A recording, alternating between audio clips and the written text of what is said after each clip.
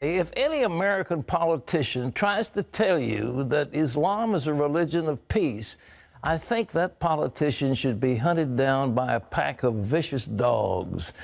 Another brutal killing of Christians by those people of peace. Bloodthirsty savages from ISIS. This time they shot and beheaded captive Christians from Ethiopia. That attack came amid more threats of Islamic terrorism right here in the United States and around the world.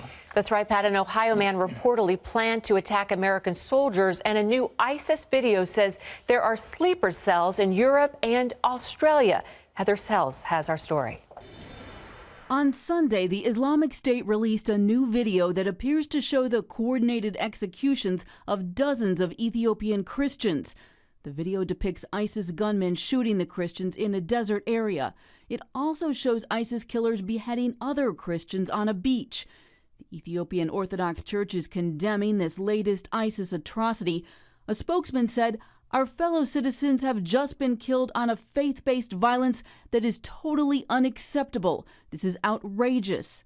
ISIS may have chosen Ethiopian Christians in part because of Ethiopia's attacks on neighboring Somalia.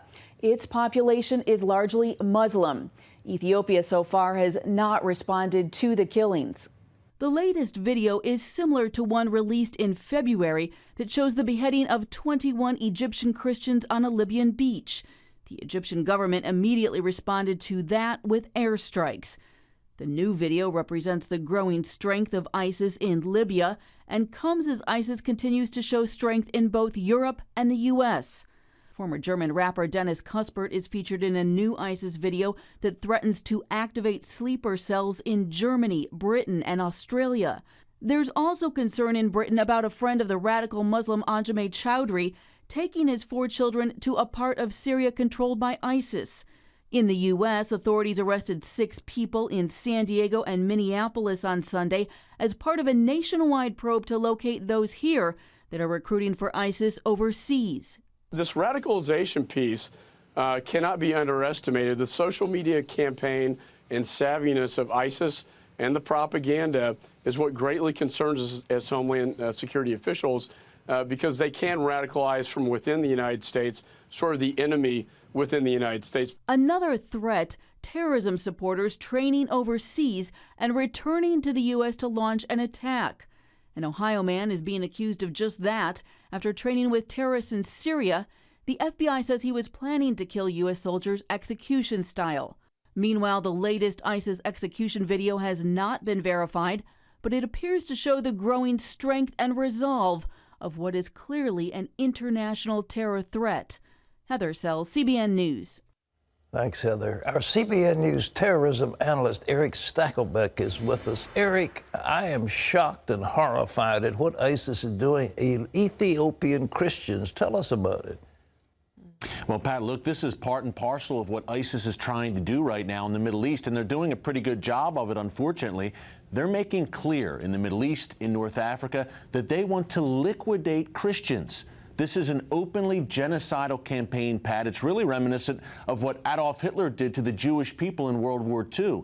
ISIS is very open about what they're trying to do. They want to slaughter every last Christian in the cradle of the faith, the birthplace of the faith where Jesus once walked. ISIS wants to erase it. You know, there's an old saying in the world of jihad, Pat, first the Saturday people, the Jews, then the Sunday people, the Christians. We are seeing it play out right now in real time before our very eyes. This will not stop.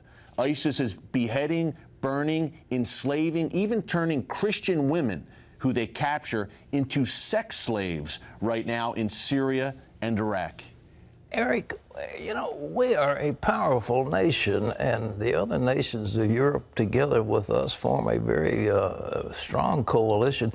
Why in the world can't we do something? ISIS is pretty small. Yeah, Pat, the will is not there.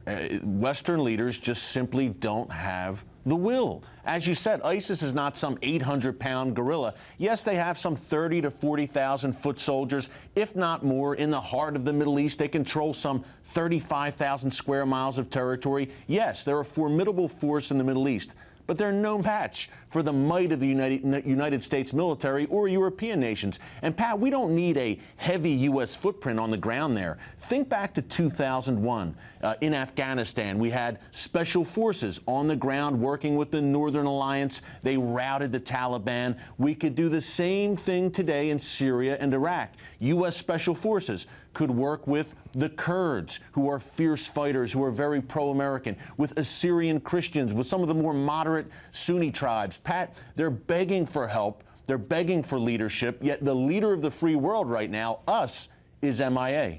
Do you think that leader really wants America to lose, or he just doesn't have enough moxie to make something happen? He doesn't have the will, Pat, to defeat ISIS. He's said that he wants to defeat ISIS, but the results just aren't there on the ground. I believe President Obama is just going to kind of manage this ISIS threat until he leaves office. He has no stomach for any kind of major confrontation in the Middle East. He's focused on his domestic agenda where, look, Pat, he said in 2008 he wants to fundamentally transform America.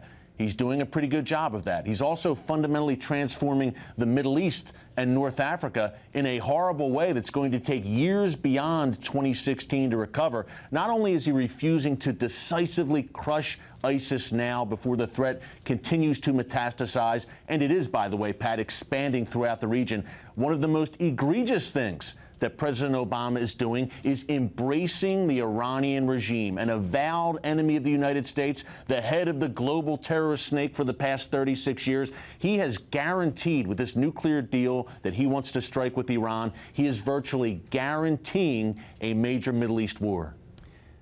Eric, they have another name, ISIL, which has to do with the Islamic State in the Levant. They wanted a caliphate. Are they still on to that caliphate concept? Pat, this is the goal, the caliphate, the global Islamic State. For everyone watching, it's a funny word, I know. A caliphate is basically a union of every Muslim nation, a borderless Muslim state united economically, militarily, politically, all united to take on Israel and take on the West. ISIS has established a mini caliphate right now, Pat, in the middle of the Middle East across Syria and Iraq, but they're looking to expand it throughout the region. And remember, the caliphates of old covered half of the known world, covered Spain, Sicily, Eastern Europe. Muslim armies drove into central France. They drove to the gates of Vienna twice. So this caliphate that ISIS has declared right now is pretty small. It's a small beginning compared to the caliphates of old. But if they get their way, this Islamic State will continue to expand and continue to expand. And right now, Pat, they have a major presence in Libya. They're right across the Mediterranean from Italy, from Europe. Eric, I appreciate this, and I tell you, it's frightening, ladies and gentlemen. If we had gone after Adolf Hitler in the early days, when he entered into Alsace-Lorraine, when he violated the Versailles Treaty, we could have crushed him. We, like France, Great Britain, United States, we could have crushed him. No problem. But we didn't do it. We stood by and let him gain territory. Then he took over Czechoslovakia. Then he started a war with Poland. The next thing you know, he got France. Then he got, of course, he got all the Low Countries. It was horrible. 50 million people died because of that. Finally, he was destroyed. Let's not have 50 million innocent people slaughtered because of the fecklessness of the President of the United States. Eric's book is called ISIS Exposed, and it's available on Amazon and in bookstores, wherever books are sold. ISIS Exposed, Eric Stakelbeck. Eric, thank you so much for being here, and you do a great job. God bless you. Thank you, Pat. You too. In other news, a new book. There are always books. This could cause major problems for Hillary Clinton's presidential campaign. Where does she get the money? John Jessup has that story from our CBN News Bureau in Washington. That's right, Pat. The book is called Clinton Cash, and it's a detailed look into donations made to the Clinton Foundation by foreign entities. The New York Times reports author Peter Schweizer says those foreign entities made payments to the Clinton Foundation and to Bill Clinton through expensive speaking fees, and they got favors in return from the State Department while Mrs. Clinton was still Secretary of State. The Times reports that the book gives examples of how the process worked, including more than $1 million in payments to Bill Clinton by a Canadian bank and major shareholder in the Keystone XOil pipeline around the time the project was being debated in the State Department. The book will be released next month, and it's already causing a big stir in political circles. Well, President Obama's nuclear deal with Iran may face serious trouble in Congress. On Fox News Sunday, Republican Senator Lindsey Graham said there's no chance Congress will approve the plan, describing the deal as weak at a time when the U.S. needs to be strong. He also said he doubts Democrats, or for that matter, Republicans, will go along with the deal. Graham says Iran's economic sanctions can't be lifted until its behavior changes, and he made those remarks after President Obama raised the possibility last week that Iran might get immediate relief from sanctions after the deal is finalized, something Iran has wanted, but the U.S. has opposed. Critics say the president is once again just giving in to Iran. Pat? It was extraordinary. The head Ayatollah in Iran, he said, look, we're not going to let them go into our camps to investigate these things. And so Obama says, well, he's just posturing, but maybe we've got to give him a few things. Then they said, there's no way that we're going to sign a deal unless sanctions are lifted immediately. Our posture has been on that. The sanctions should be phased in over 10 years based on Iranian behavior. Obama says, well, it's a thing that they've got to tell to their local constituency to gain favor with that plan. Now, we could probably give on that one. I mean, he'll give on anything that old man says. The old man gets on the air and screams that we're the great Satan, death to America, death to Israel. And Obama says, well, we've got to be nice to him. We want to make a deal.